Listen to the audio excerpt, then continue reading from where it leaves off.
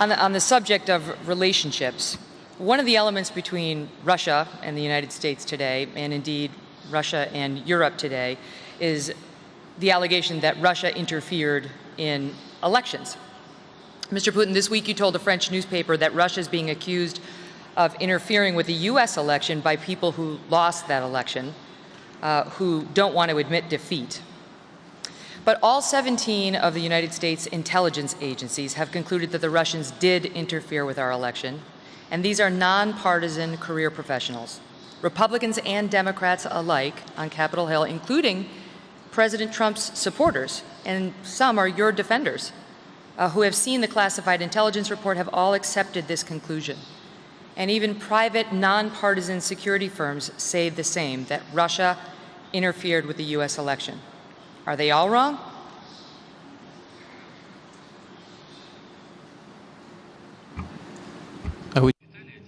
Have you read those reports? I read the unclassified version.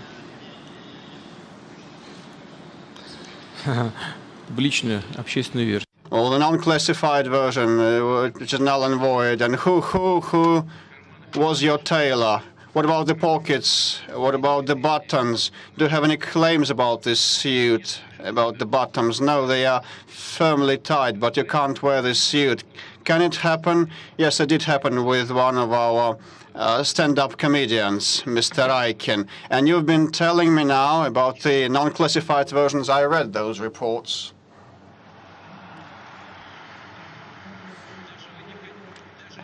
Even in those reports, there is no specific evidence, no facts, just assumptions, allegations, and conclusions based on the allegations, nothing more. You know, if there is something specific, concrete, we could discuss that. Like in one of the entities I previously used to work for, they said, we need all the evidence, addresses, all the names and the surnames. Provide all that to us. With respect to independent sources, there are no independent sources in this world. And, you know, the recent appointments with your special services point to the fact that there are any likings, any attitudes. So I believe that we should stop this idle prattle, which is harmful. And I believe this is like transferring the internal political bickering of the United States beyond the borders of the country, outside, on the international stage, trying to resolve political matters with the help of the foreign policy tools and international affairs. And that is detrimental to international affairs and the global economy and the issues of global security and fight against terror, which is detrimental. And I have just cited an example when the Washington, D.C. did not recommend the professionals to go to an anti-terrorist event of the Russian Federation, which is nonsense. And these people, these very same people, initiate and are behind those reports. I believe that this should stop as soon as possible. We should start and resume normal cooperation. Well, in addition, I can tell you that worldwide, there are not so many countries that have the privilege of sovereignty. I wouldn't like to offend anyone, but what has been said by Madam Merkel is conditioned by the long amassing grudge she's been harboring. Just believe me, no matter what she responds afterwards, that the sovereignty is limited. And inside the military and political alliances, it's officially limited. The charters prescribe all prohibitions. And in practice, it's even stricter and more stringent. Nothing is permitted but for what is allowed. And who allows that? The leadership. And where is the leadership? Far away. So globally, there are not many countries wielding sovereignty, and we've been daring our sovereignty, the fact that we have our sovereignty. We can enjoy that fully, but Sovereignty is needed to defend our interests. It's not a toy. We needed to have our own development. India has their own sovereignty. They hold it and possess it. And I'll tell the Honorable Prime Minister, I never told him, although last night we had lengthy talks and a one-on-one dinner, but I want to tell him right now, we know the position of the Indian Prime Minister and the Indian leadership and the Indian state with respect to all the attempts to incline India to occupy a position that would be favorable to someone but not to the Indian people against Russia. India, basing on their own sovereignty and the character of their leader and the national interests, is not led astray by those requirements and those who give this advice. But there are not so many countries like India worldwide. This is true, and we must be aware of that. India is one of such countries. China may be cited as another example. There are some other countries, not numerous though.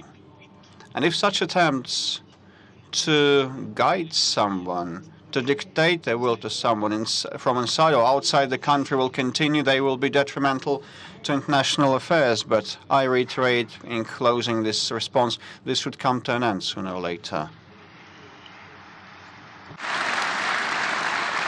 So one of the reasons the question is relevant is because the United States views this as a matter of its national sovereignty, and as does the UK, as does Germany, as does France, and so it keeps coming up over and over. And what they say in response to the question of where is the proof is that this type of disinformation campaign is intentionally difficult to find hardcore proof of. It's other factors. And what the experts say is that this couldn't have been faked, that it's not one factor, that it's 100 factors that point to Russia. They say it's the forensics, it's the digital fingerprints, it's the IP addresses, the malware, the encryption keys, the specific pieces of code, that all of them point to Russia, and none of them points to anyone other than Russia.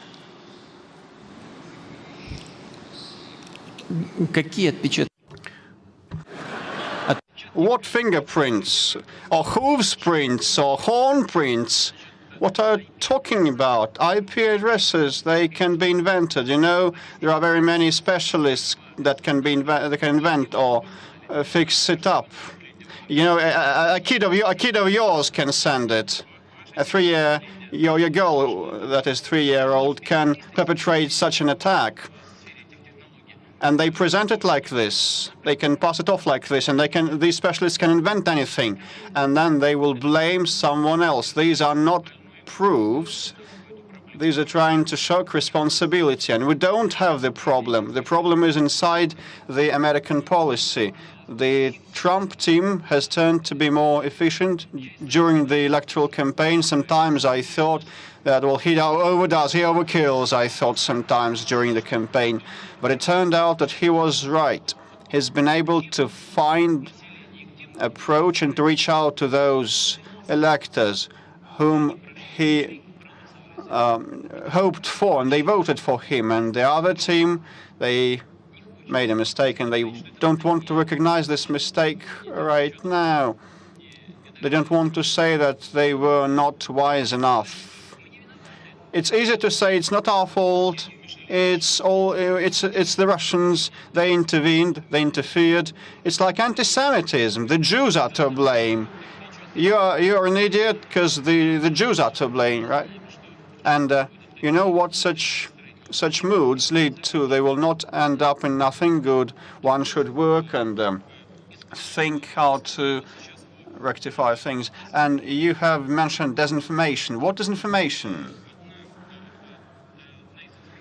One of the stovepiping facts by hackers is that one of the leaks by hackers is that the head of Madam Clinton's electoral office was not behaving properly against with respect to other candidates of the Democratic Party. But then when that appeared in public, she acknowledged it was true, and she handed in her resignation. So that was a truthful fact. And who was the author of the leak does not matter. It is important to have a look at that, consider that, apologize to people and say that we'll never ever do that again.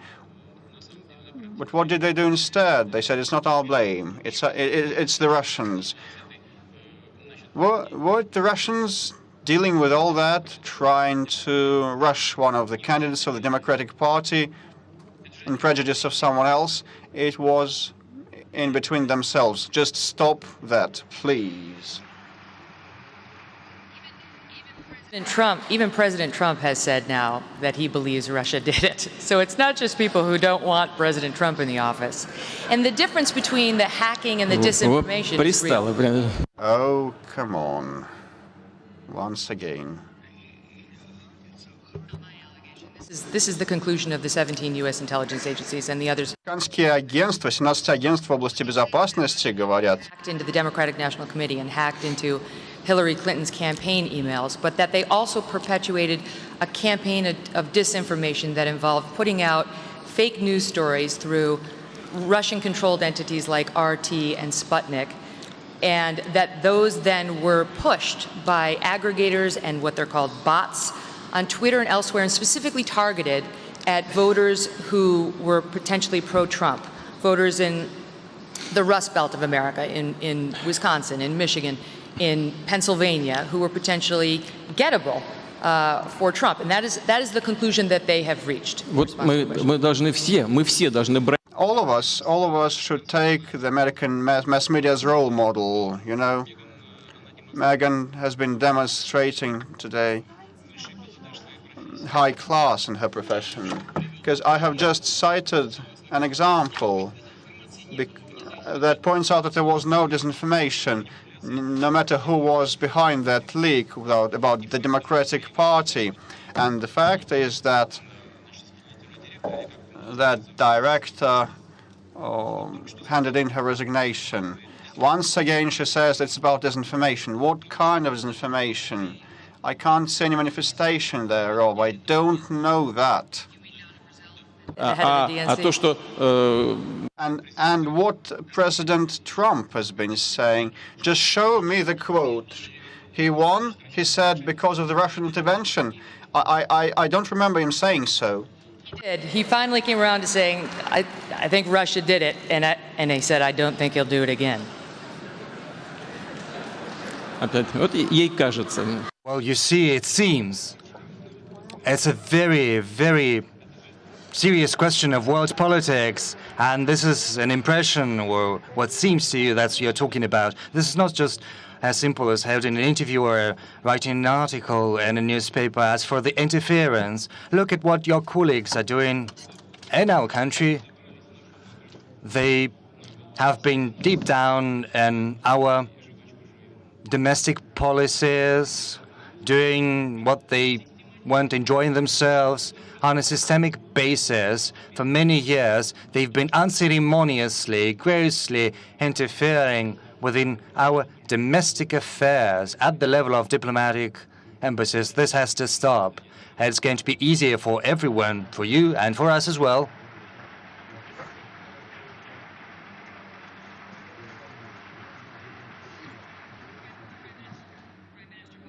Prime Minister President Putin said the other day that Russia